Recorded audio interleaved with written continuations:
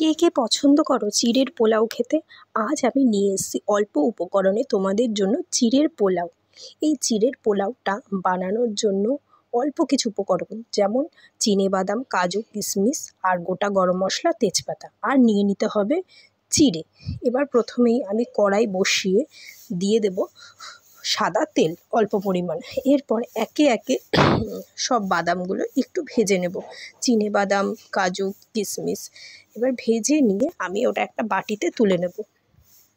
তুলে নিয়ে যেই তেলটা থাকবে ওটার মধ্যে দিয়ে দেব গোটা গরম মশলা, তেজপাতা। ওটা অল্প একটু হালকা ভাজা হলে তখন দিয়ে দেব টুকরো টুকরো করে কেটে রাখা আলু। আলুটা দিয়ে একটু কষিয়ে নিয়ে তো দিয়ে দেব পরিমাণ মতো নুন। নুনটা দিয়ে বেশ কিছুক্ষণ একটু নাড়িয়ে চাড়িয়ে ভেজে নেব।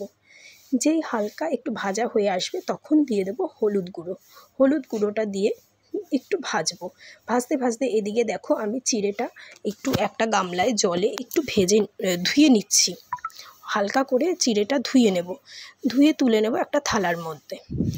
এরপর ওই আলু ভাজার মধ্যে দুটো কাঁচা লঙ্কা চিড়ে দিয়ে দেবো।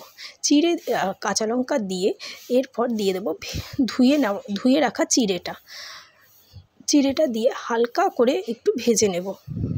হালকা ভাজা হয়ে আসলে এরপর এতে দিয়ে দেব ভেজে রাখা যে বাদাম, কাজু, কিশমিশগুলো ভেজে রেখেছিলাম সেগুলো হালকা দিয়ে দেবো ওপর থেকে, দিয়ে আবার কিছুক্ষণ একটু ভেজে নেব।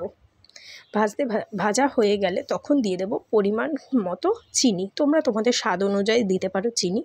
এরপর চিনিটা দিয়ে একটু ভেজে নেব। ভেজে নিয়ে চিনিটা গলে আসলে দিয়ে দেব ঘি আর গরম মশলা।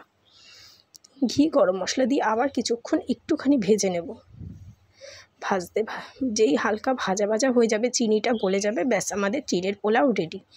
এই চিড়ের পোলাও তোমরা বাচ্চাদের টিফিনেও দিতে পারো, আবার তোমরাও জলখাবারে চিড়ের পোলাওটা খেতে পারো, বা সন্ধ্যের স্ন্যাক্স হিসেবেও খেতে পারো।